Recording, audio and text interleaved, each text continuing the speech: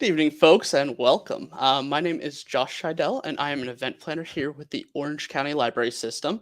I wanted to welcome everyone out there on YouTube and Facebook to our event tonight. This is a part of our Tech Talk series, and tonight's title is 3D Printing Beyond the Plastic. We're going to be going into a lot of cool stuff with our guest this evening, Casey Perkowski. As far as what Tech Talks is, we have an ongoing series here with the library once every couple of months where we talk to local luminaries in the tech world and different industries of the STEAM and STEM space. And today, like I mentioned, we are going to be talking to Casey Perkowski. Casey is a mechanical engineer and project manager at Sciperio Inc. Which is an advanced R&D company most comfortable working in the interfaces between mechanical, electrical, optical, and biological sciences. He's worked on a wide range of projects centered around all aspects of 3D printing, from machine design to process automation for 3D printed electronics to material developments. Most recently, he's shifted his focus into lead to the design of a specialized bioreactor aimed at the manufacture of red blood cells. Casey received his Bachelor's of Science in Mechanical Engineering, as well as his Master of Science in Mechanical Engineering, both from the University of Central Florida. And Casey has been with Sciperio for almost 9 years, with 4 patents and 5 different patents pending. So without any further ado, I'd like to introduce you to Casey. Casey, how are you doing tonight? Good. Hey, Josh. Thanks for having me. I am Uh, excited for our conversation. Me too. I'm really stoked to get into this. We've been talking about it leading up to this event and as well as directly before this. But I guess we can start out with like the really basics of kind of what you do. We know your background is in mechanical engineering, but what is it that you do as a mechanical engineer and project manager with Siberia? So at Sciperio, a pretty wide range of things. So I guess to start at the beginning, I started here as an intern, or we call them technicians. We normally hire people for longer terms, so we don't really call them interns. And at that time, I was just a printer. So we had printing projects, printing different devices. And so I would go to class, and then luckily we're right on the back of campus. So I would walk my way back into the building and print in the evenings or in the mornings whenever I had time. Working from there, I continued school, graduated with my bachelor's, and continued at Sciperio, kind of working my way from printing projects to managing projects, and kept on going for my master's and worked during that as well, and graduated, and have kind of managed a wide range of projects throughout the company, and dealing with multiple arms of the DoD, from the Army, Navy, Air Force, different advanced research projects. Very cool. Yeah, I've been doing a little bit of research on like the company, everything like that. It's really cool what both you all and Script are doing. I think there's some really cool stuff that we can kind of get into here. But I don't think this was always what you were like aiming to get into, right? Like when you were young, you went to school for mechanical engineering, but like what was, what were you thinking was going to be used for after at that point? So I actually I guess early on in my high school time even, was suggested from a teacher around my early junior year of high school, you should go be an engineer. You really enjoy math, you really enjoy physics and science. It would probably be a great fit. And I didn't really understand what that meant. I asked a friend, he said, "You really want to run trains?" And I said, "No, I don't think that's what it is." So I researched a little bit. I looked at universities going into my senior year, and I found UCF, and just kind of aspired to be a mechanical engineer, not quite knowing what I would end up doing. What's nice about mechanical engineering is it's a very wide field, so you can work on really so many different sectors. So pretty much anything you look at around you has had an engineer's mind or hands to assemble it. So I kind of came across Sciperio when I was looking for internships, and I really liked the 3D printing at the time was kind of a newer technology. And so that was very interesting because I was like, what is this new technology? How can I get involved in it? And kind of unknowingly have gotten to grow with an industry, which is very interesting from my side, and something that not a lot of people get to do. Yeah. No, that's awesome. I mean, I think most people, when they think like 3D printing, they're like thinking like, what like little trinket can you make? What like, can I make something that will like, hang this a light strip on the roof, or like, can I make like a piece of a board game or something like that? But like the printers you have, like even that one behind you there, don't look like one that you've got set up, on your desk side table. What is the difference between what we have like at our houses and what you all are working with? So besides a few $100,000, it's really the precision. So what makes our machines different is the scale that it works on. And so it can work on anything from a few hundred microns in size, even printing wise, like printing an object that's very small up to very large objects. And all of that is done on a platform that can move around and position things down to the micron. So a human hair is about 75 microns. And so you're working on a scale that's kind of coming into it. I had no idea what it was. You hear microns and you're like, what is that? I've never even heard Sounds small. Millimeter is small. And then you're going down another whole measurement.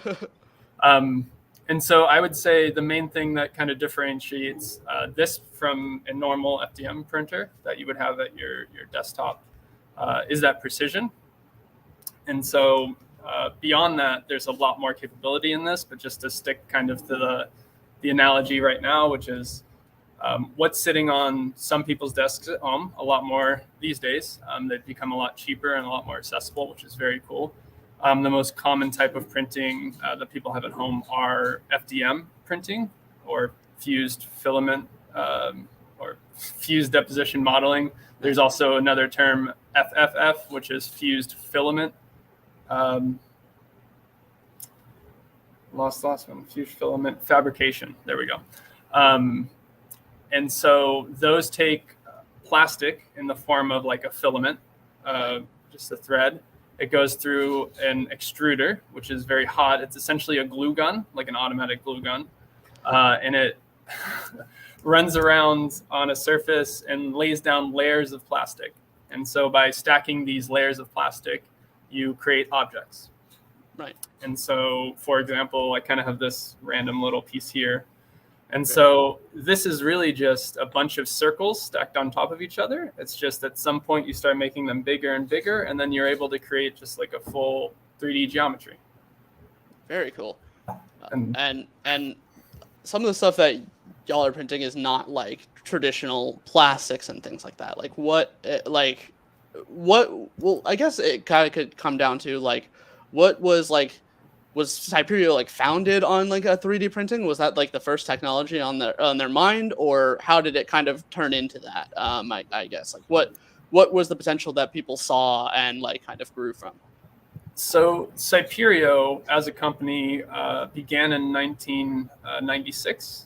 It was founded by Dr. Kenneth Church, who is our fearless leader and innovator. So he discovered it while working as a professor, just took on some projects. And one of those around the late 90s was the DARPA MICE program. So if you're not familiar with DARPA, it's the Defense Advanced Research Project Agency. And so they are very special and very well known for pushing highly advanced technology. So If you want to take something and make it 2 times better, it's really not interesting to them. If you want to make it 10 times better and it's extremely hard, that is what they're interested in. They're taking just the most cutting edge technologies and trying to bring them to the consumer in the very end. So what we had was the DARPA MICE program, which was centered around printing electronics, which is still kind of a weird thing to think about, but yeah, no, that was definitely something I first was like, oh, this is new. This isn't something that I've seen before. Seeing some of the actual printed circuitry and things like that. You're using tons of different materials, figuring out ways to get them to work together and in tandem to create a fully manufactured object or piece of tech, which is wild to me. Yes. So yeah. From that project, we developed a print head, which is able to very precisely, again, precision is kind of one of our biggest milestones and building blocks, very precisely put out materials that are anywhere from water to peanut butter in viscosity, so thickness. And what falls in that range is a lot of electronics materials. I mean, they were trying to print electronics, which is kind of what drove this. So they have things like silver inks that you can cure into conductive lines. They have dielectric materials that you can insulate electronics with. And so they took this precise pump that's able to print lines down to 50 microns, so below a human hair, pretty repeatably, and down to 20 microns as well. And put it on these very precise stages and spun out this technology into a company, which is now Enscript, around 2003, and sold this capability. And so what they developed at the time was mostly for printing onto things, devices. There's some pictures of printing onto a helmet. So a lot of it was centered around conformal printing. That was part of the DARPA program, is conformally printing onto surfaces. So you're saying you're able to the shape. Sorry. Yes, and so if you have a bowl, you could actually go in and print a circuit into the bowl. So it has a lot of interesting applications. So the helmet I mentioned, they actually printed an antenna on the side of a helmet, so it actually conformed to the helmet. Traditionally, with electronics, you work on very flat boards. And what you do is you design this whole, it's called a PCB, so a printed circuit board. And you take this square board and you put it in a box. And so now you have this thin board in a box, and then you're trying to put that box into a device. And so it takes up a lot of room. Sure. And so the vision was that instead of having to integrate electronics into places in kind of a boxy way, now you can conformally print electronics into structures, devices, into really anything. So an early kind of thought was if you have and you wanted to do something like Google Glass tried to do, you could actually print your frame and it would just look like a normal frame, but inside of it you would have sensors or electronics or anything that you would need, a light, something interesting. Yeah. So you're saying you can basically start printing with one material, your traditional like you mentioned, the glasses frames. You could print the glass frame, the plastic glasses frame. Yes. Print some sort of circuitry underneath that, on top of that, and then continue printing plastics around it to basically integrate it fully into the housing, without having to add anything on top.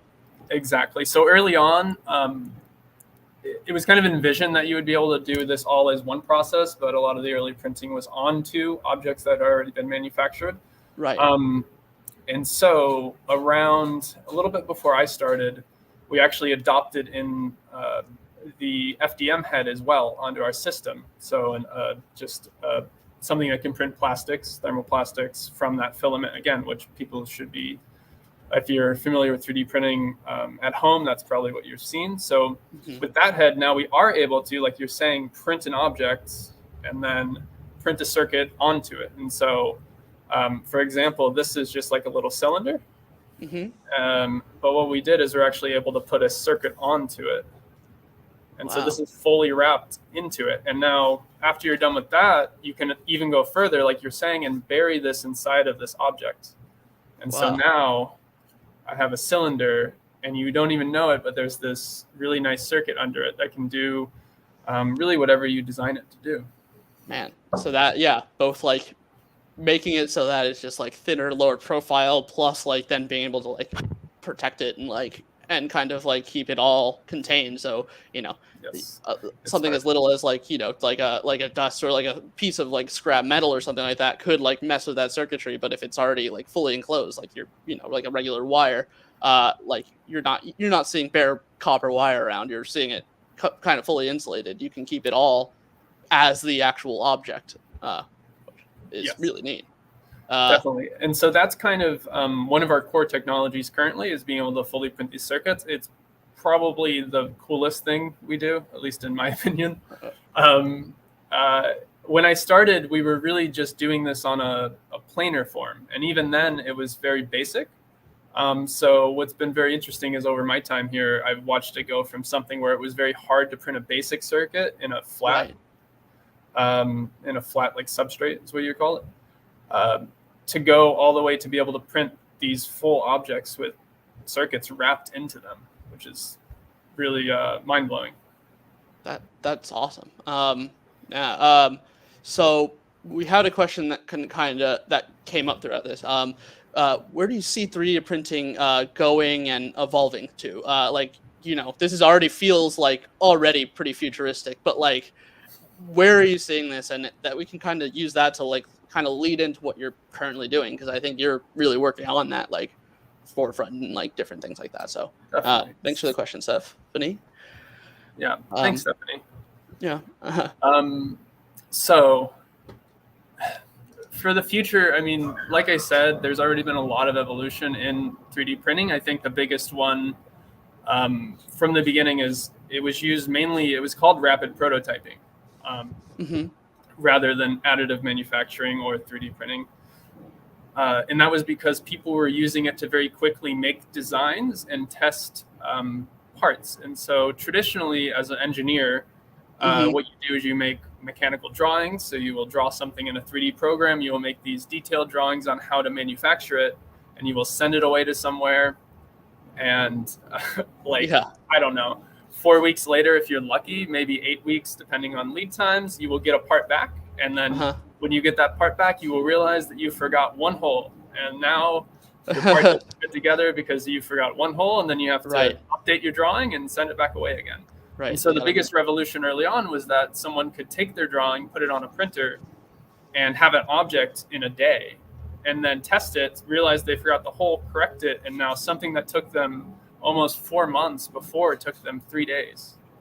Man. And so that was like the first really big promise of this technology. But everyone who was in it was like, well, I don't want to now verify my model and then send it away for that other 8 weeks. It'd be really nice if I could print the actual part that I want.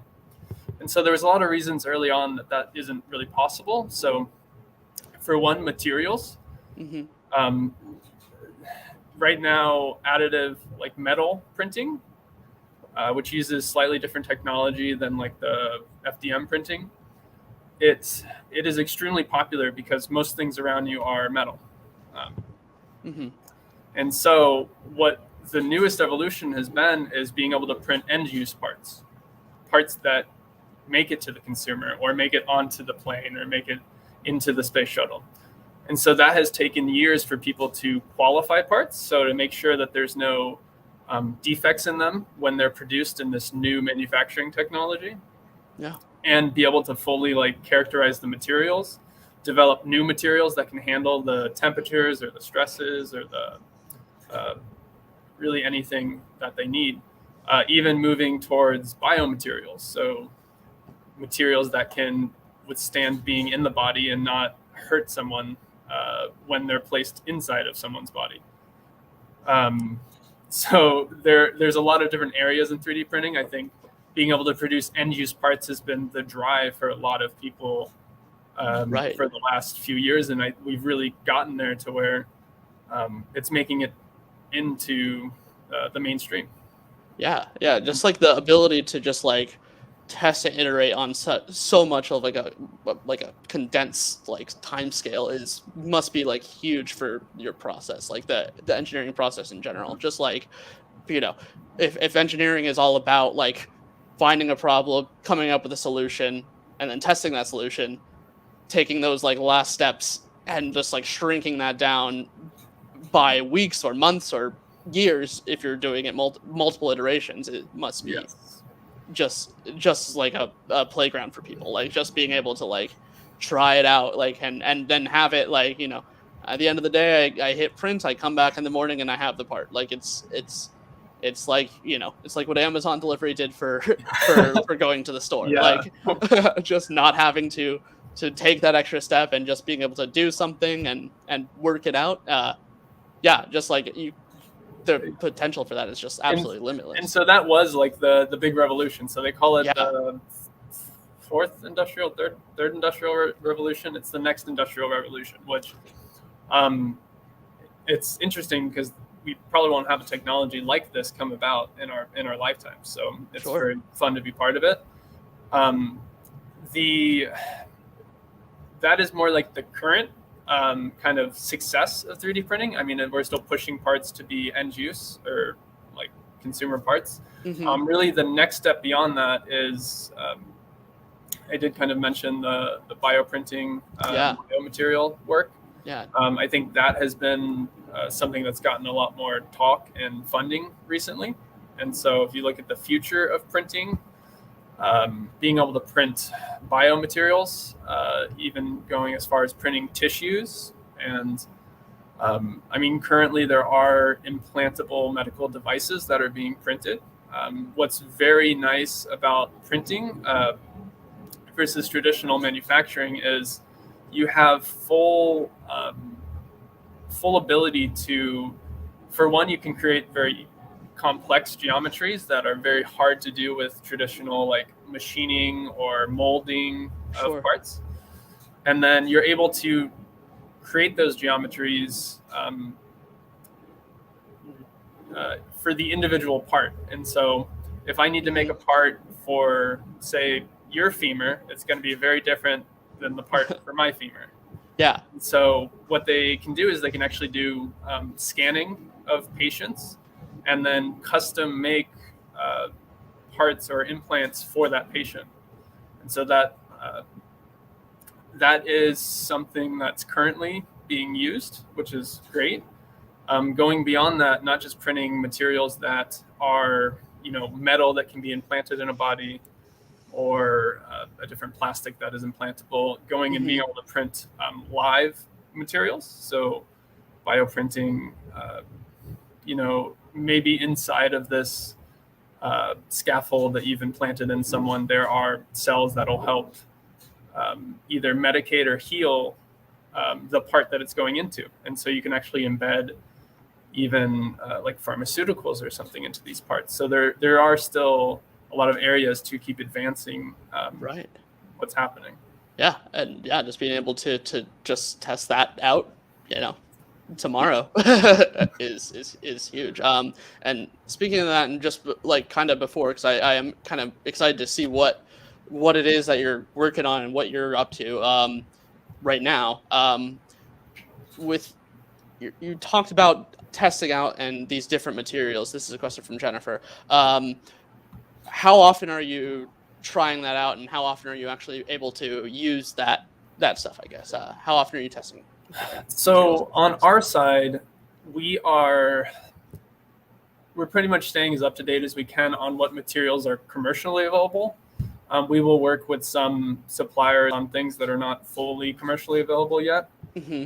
Um, but whenever we do get a new material in, we will test that internally. So we have some strength tests or some melting tests, or just purely how the material prints. Because just because they all are filament shaped when they go in Hmm. doesn't mean they all print the same, especially Sure. with our other technology, with the smart pump, since it's a dispensing technology and it's kind of a fluid.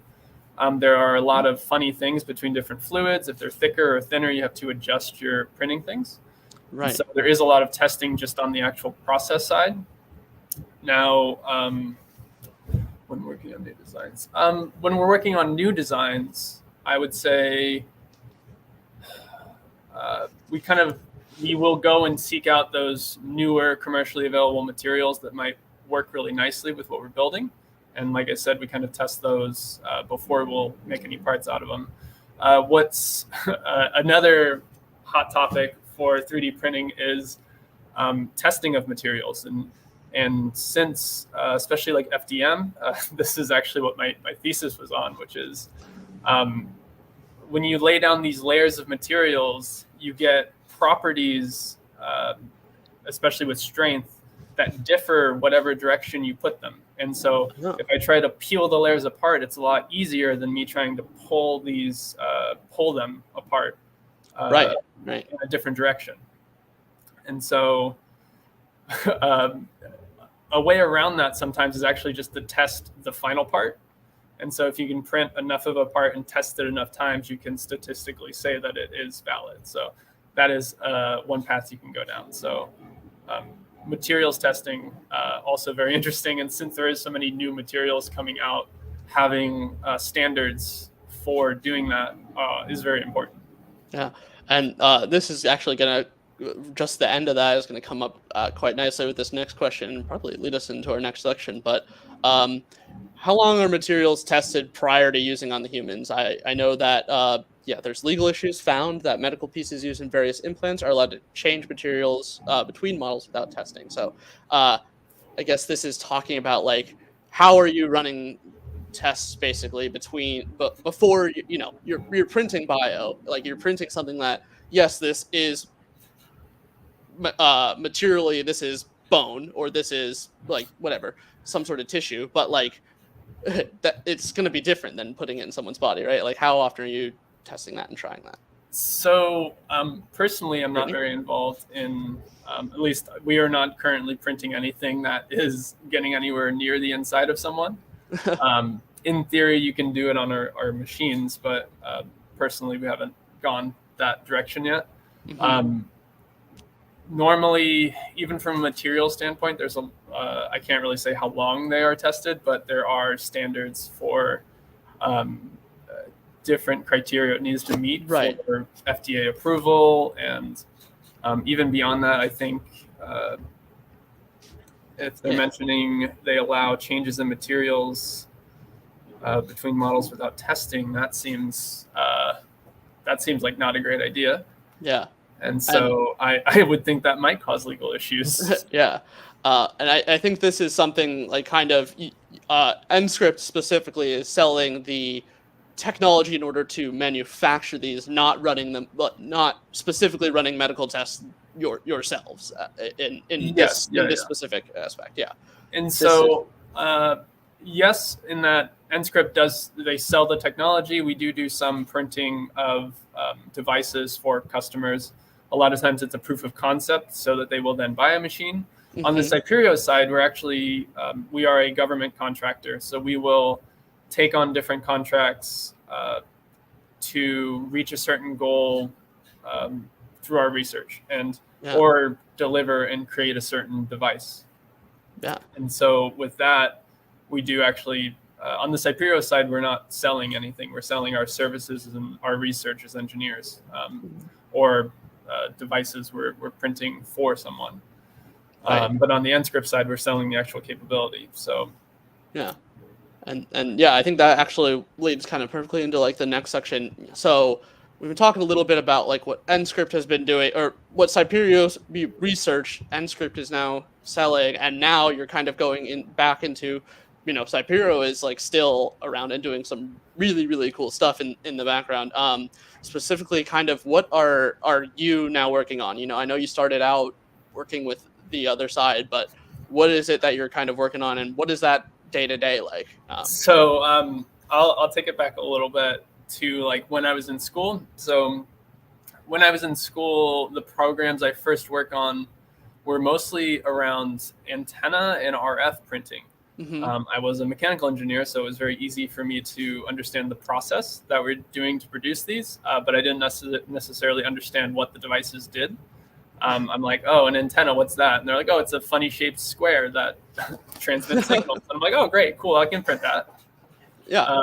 And so over the years, a lot of our work has been in antenna printing. And so I've managed multiple projects in that area, and I've become decently well versed in RF and antennas. And so as a mechanical engineer, I was able to kind of adjust and learn into that area. And so about 2 years ago, we got another project which was slightly off from printing, and it's actually part of a larger program called the On-Demand Blood Program. And so that program is aimed to be able to produce blood on demand for DoD purposes, so being able to bring it closer to the point of care, as well as for eventually commercial purposes. And so this is kind of a far out technology currently, but again, this is kind of I mentioned before, DARPA-esque. It's not through DARPA, but it is DARPA-esque in the advances that are needed are on the scale of 10 times what is currently capable. And so in order to kind of make some of this possible, we had to rethink what a bioreactor looks like. And so to go back again, a bioreactor, essentially you're a bioreactor, I'm a bioreactor. But from a commercial standpoint, a bioreactor is able to culture and grow like cells, bacteria, fungus, whatever is needed, proteins. It's used for all different types of bioprocessing. In ours, we're trying to grow and multiply red blood cells and mature red blood cells. And so I was brought on to lead the mechanical design of the bioreactor. And so having very little experience in biology past one course in college, I began kind of working with a team of biologists and as well as a team of engineers to create this bioreactor, which on the lowest level really just holds a certain temperature, holds a certain pH, a certain dissolved oxygen, and mixes using like an impeller. So there's other types of bioreactors, but ours is a stirred-based bioreactor. Okay. Very cool. So that's what you've been up to recently. Like that sounds just that sounds insane. I mean, I can think of like some of the like implications of that and like how much that could like affect the future. But like, what are your goals? And maybe we could talk about this a little bit about this question from another question from Brittany, because she mentions the shelf life of these materials. This might have been a little bit about the bioprinting, but I think it also has something to do with what you're up to now. Like, you know, why is it better to, or what's the benefit of creating manufactured blood cells versus just grabbing blood from the person who matches that type? Like what's the benefit of that? And so I guess just to say the builds for organic parts, I mean, there's not a lot of organic parts that are actually like living tissue that are going into people. And so there is obviously like a window when you produce something that's actually living that you have to keep it alive or freeze it, I guess. So the shelf life is very different when you're producing organic parts. But the nice thing about printing is that you can produce things on demand. And so you're able to just hit print and then wait a day or two or whatever it would take and produce parts kind of. They don't need to, like traditional technologies, you would create 1,000 of something, put it on a shelf somewhere and try to sell it until it, until you're done. Yeah. And that's the cheapest and easiest way to do it. With printing, you're able to produce what you want when you want it. So that kind of does help with the shelf life problem on a lot of different things. And so directly related to blood has a shelf life. When you donate blood, they will take it and they will, they cannot fully freeze it, but they will freeze it down to a certain level and store it. And so when it's stored, it has, I believe it's something about 3 months before it goes bad. And then at that point, depending who you are or what entity it is, they will either have to dispose of it, or some will resell it for research or something along those lines. If you look at military applications, they have to keep blood on hand in case anything were to go wrong. So in their case, it's almost better that they don't use it, because that means nothing is going horribly wrong. Yeah. But they have to have it there. And so in that case, being able to produce it on demand a little bit quicker, or when you know something might happen, is a lot easier, and definitely helps keep the shelf life down on those. Yeah. No, that's awesome. Just like, keeping it, being able to take like a small amount that you can easily store and transport and keep in a much more, we're talking a little bit about this the other, like when we were talking about this beforehand, but like being able to keep like a small amount is much easier that you're going to, grow and replicate from, is going to be a lot easier storage capability and shipping wise. If then on the front lines you can produce more of it, you don't have to, constantly be transporting. Like if you're trying to outfit, 100 or 1,000 or 10,000 people, you're going to need a lot of units of blood. Like, 1 unit of blood is not going to supply more than maybe not even enough for one person. But like, that's the thing, definitely. Is like being able to keep like that package much smaller and then being able to expand it from there. It has a lot of logistical value. Yeah. And I guess that we can kind of talk about this, but why isn't this just happening right now? Is there, are you having issues with like the amount that you can get at one time?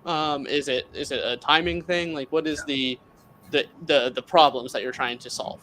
So the biggest problem is essentially cost, the cost to produce this. And what that's kind of driven by is how much they can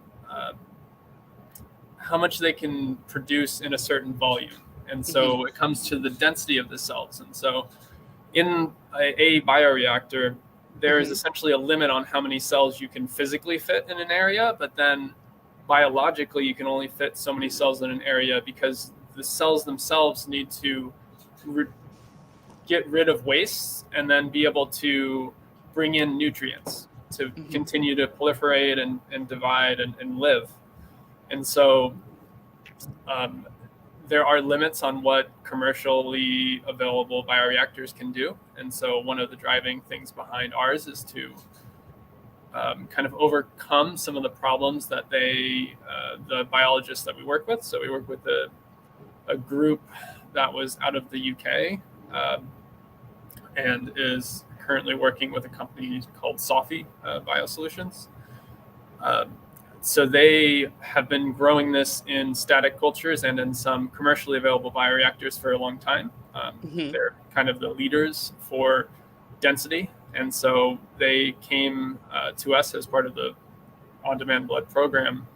We brought them in and kind of worked with them to figure out what the limiting factors are and try to solve some of those and be able to have higher density cultures. And so being able to produce as many units as possible from the source material, which that hasn't really been mentioned, but the source material for this is cord-derived stem cells. And so when someone has a baby, you can actually take the umbilical cord and drain out the blood, which is kind of gross. But from that, they can separate out certain cell types. And in our case, they are CD34 positive stem cells. And so that is kind of our starting material. So we take 1 unit of cord blood-derived stem cells and try to grow that into as many units of usable red blood cells as possible. Wow. So and then just taking like that, just that the umbilical cord and just being able to like create, pour out of it, expand upon that is something that, I mean, it's such a cool like potential for growth. And currently, awesome. Just to give an idea of where it's at, I mean, we can produce red blood cells. It's really impressive. Wow. depending, it's about a 21-day process. Can be a Okay. little less, but in that, they go through this change of being a very round nucleated cell. It's a cell with a nucleus, and through the nutrients, the proteins, the things that they're given by us, they Mm-hmm. will differentiate and turn into red blood cells. And so, what's interesting about red blood cells is they don't actually have like DNA. Okay. They expel their nucleus, and that's why they have that nice disc shape that you see. Um, and so, yeah, it's a very interesting process to watch along the way. But we are at a point where we are producing cells that, if we can produce enough of them at a certain density, we could at some point get to trials of putting these into humans in sometime in the next, 5 years, 10 years, something in that range. Wow. That yeah, that is fascinating. And Yeah. yeah, you mentioned like this is not just a straight up mechanical engineering problem. This isn't something that you're using, like non-living materials to create something that is either strong or faster or like more capable. This is something that is going to live and change within a person. Like you mentioned working with biologists and different you have a varied team basically of Yes. folks. Like who is involved in this and how are you learning from each other, and what is your process of communication? Because I know from one field to another is a completely different set of jargon that you're basically learning a whole new language, right, like Yeah. a language of communication between each other, but still being able to come back to creating the same goal. Like what is that process like? Yes. And so I kind of experienced this when I was doing the antenna work, which is uh, just because you're not an expert in an area doesn't mean you can't critically think about that area. Yeah. And so with the bioreactor, it was interesting because I can speak in temperatures. I can speak in controlling temperatures. I can Hmm. talk about what it might take to control a pH inside of something. But do I have any idea why they want it to be a certain pH? Do I know why they want it to be 37 degrees Celsius? Um, I don't really know the biologics behind that, but there is kind of an intersection there that we can kind of talk on. And so Right. what you're able to do is when they tell you, oh, I want it to be this pH, I will say, oh, that's interesting. Why? And they'll Yeah. say, because that's what they always do. And then so sometimes, I mean, that might be a question they know the answer to, but sometimes Sure. it actually leads both of you down kind of a path of them relearning and you learning with them. And Oh. so through that, working together, you can actually become pretty knowledgeable in an area pretty quickly when you need Yeah. to. And Yeah. and so that's been a very interesting part of I guess my somewhat short career of 9 years is being able to work in these multidisciplinary teams because most things that are done uh, around the world or that affect people are not a single discipline. And so uh, our machines, for example, I mean, they're obviously lots of engineers' hands on them. So Hmm. you have mechanical, electrical, you have software is kind of a very large part of everything currently. Yeah. Um, but then you also have kind of specialists in materials, for example, or uh, specialists in different areas that you kind of have to tap into to make these highly, I don't know, advanced steps.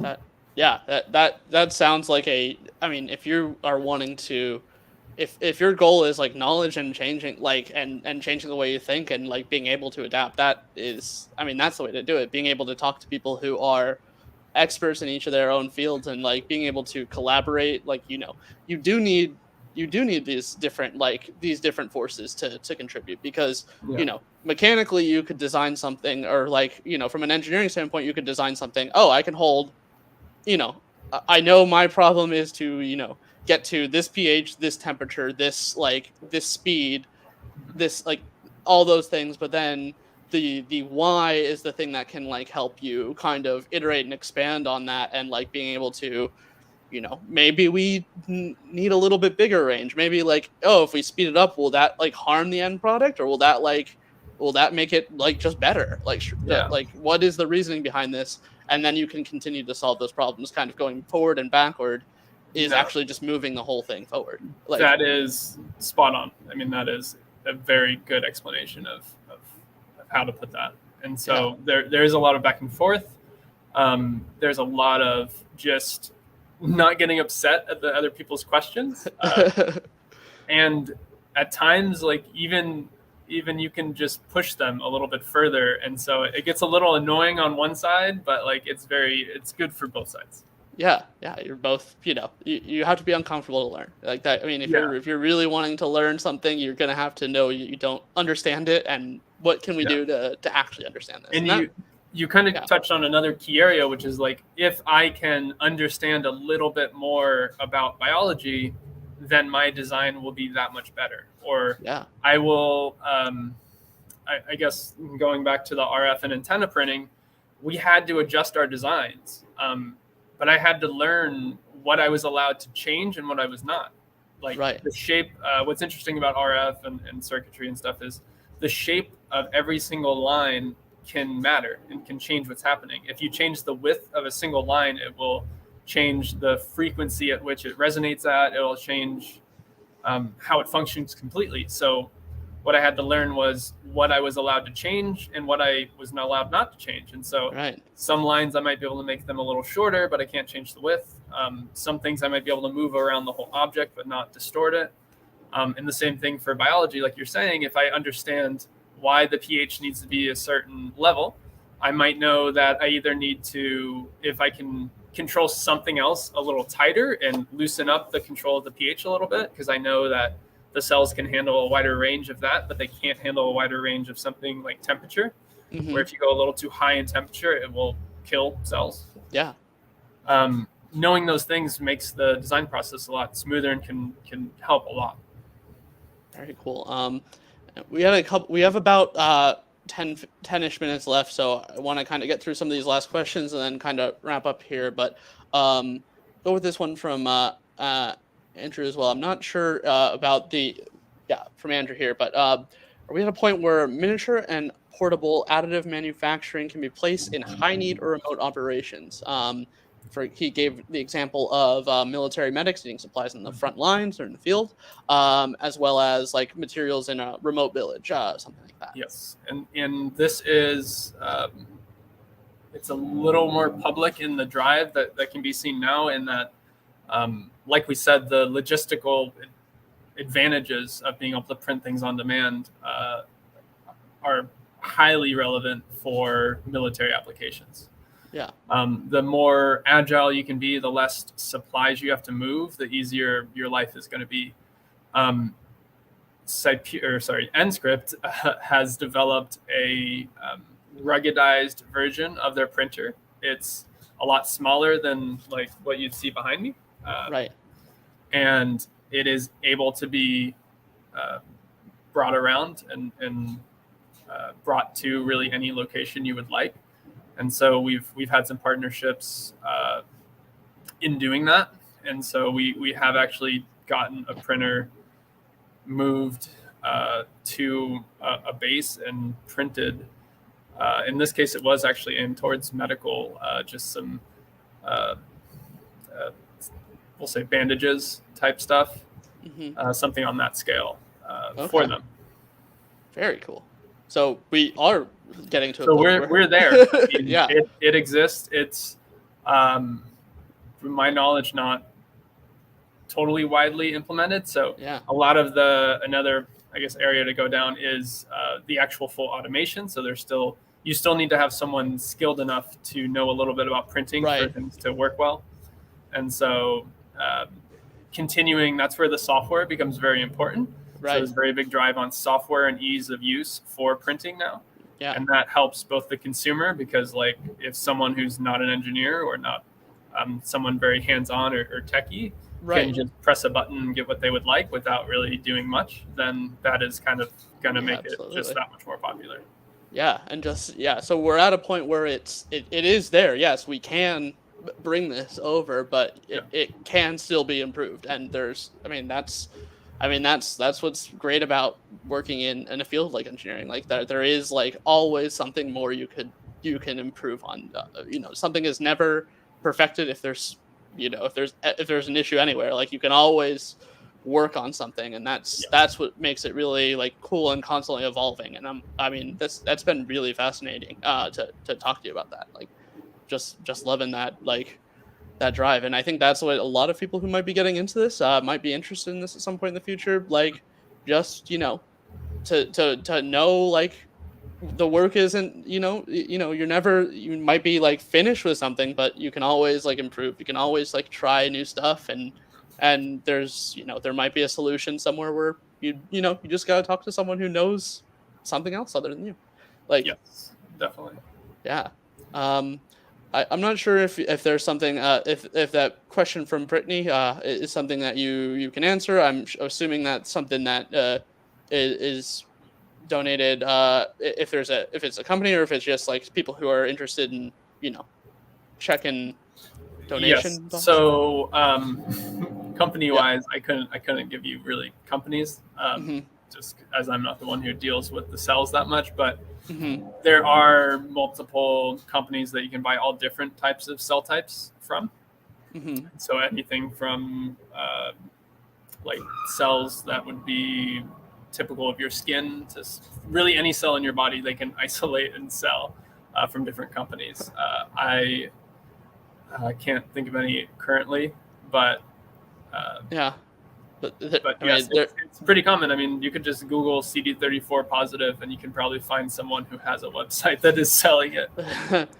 Which is it's yeah, if there's a way to sell something and you need it, like if there's Yeah, I someone who mean, will these find it. are pretty widely used in research. Absolutely. Yeah. I mean So that yeah, yeah. No, it sounds like it's has like the understanding like the potential for something like that is like that it's not just those cells that you can get out of that. I'm assuming there's like other things that you can get from any type of yes, of yeah. umbilical cord. Like that's Yeah, the I'll beauty go of the quick, but there's a fun yeah. story of early on with COVID. We ordered the imitation of the spike protein Hmm. just for some thoughts on maybe some research that we could do because there was a lot of funding floating around for COVID, Okay. obviously, at the time. So the package comes in, and on it says COVID spike protein or something on it. So our person who receives it is like, "What did they send us? What is Yeah. this?" We had to have the bio people like come and then calm them down and say, "It's fine. It's nothing dangerous. Literally, you could eat this. It would be fine." Yeah, this is yeah, it's like it's the backpack left on a bench at the train station. You don't. Yeah, exactly. um so just to kind of wrap it up and uh kind of come full circle. How do these techs like what is the thing that is exciting you the most? Like we've talked about 3D printing, we've talked about bioprinting, we've talked about electronics and creation of blood in the bioreactor. What are you most excited about the future of uh both Sciperio and or Enscript? Like what do you think like this can lead to if we're So, talking so 10 years, 15 years? Yeah. yeah, you captured it pretty well, which is I'm excited about a lot of it. Yeah. That is kind of the cool part about working in like research rather than I mean the machines are more commercial, but a lot of the work Sure. we're doing with it is like research heavy, and so you're working on stuff that will take 10 years to develop. And so Right. I mean currently the red blood cell work is really different for me. It's rewarding in a different way because it's something that is going to be a game changer for a lot of people, and there's that really like Yeah. feel good of like, oh, if I make this work, it will change the lives of like people. So Yeah. I mean that's exciting. That is kind of a different excitement that I get to have with my engineering of like, if I make this antenna great, it will make it easier for them to talk to each other. Yeah. So, but on the other hand, I am very excited for what we might be able to do with bioprinting. So if you look at our capabilities on our printer, and then kind of this bio capability that that we're bringing back to the company. So we did actually spin out a bio company at one point from Sciperio that worked in a vaccine development. And so they developed this platform that you could actually test vaccines on a petri dish of someone's cells to see how it would react rather than something.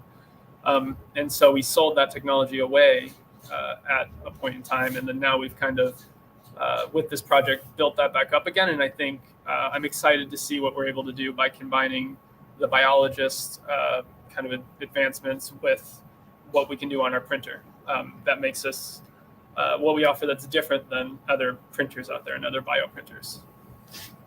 That is that's awesome. I'm so stoked to continue like looking into and hearing more from you and keeping an eye on the company. I think it's really great, and I'm super excited we got to talk tonight, Casey. That was great. Do you have any last minute things you wanted to say to our audience at home? I mean, I'll say thanks for anyone who showed up, asked questions. I think that's great. When I present or when I talk really anywhere, I like having questions along the way because it makes it a lot easier to guide where you go with the conversation.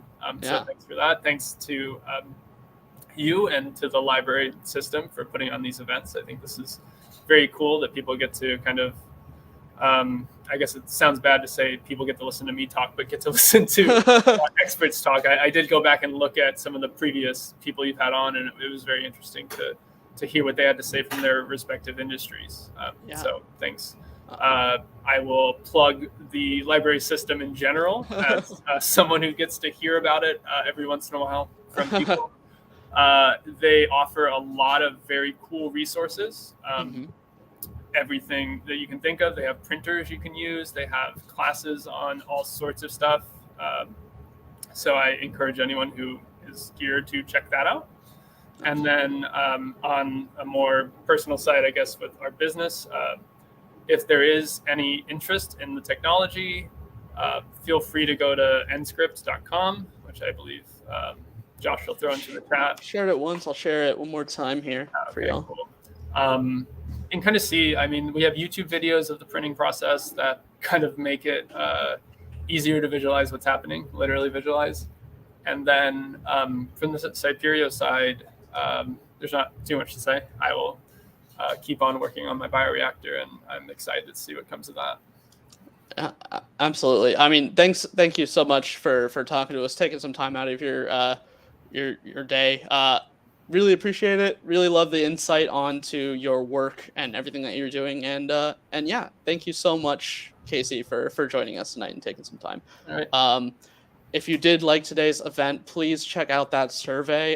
It really does help us kind of guide what we want to do, what you all want in the audience at home, because we're here to give you the knowledge that you want. So if you fill that out, you can let us know how you like tonight and also what you're excited about in the future. I'm going to thank everyone who joined us tonight, and as well as Casey one more time.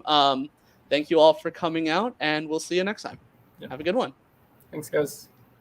Thank you. Thanks for watching. Subscribe to our YouTube channel to be the first to find out when we have new fun and informative videos for you. Orange County Library System is your place to learn, grow, connect.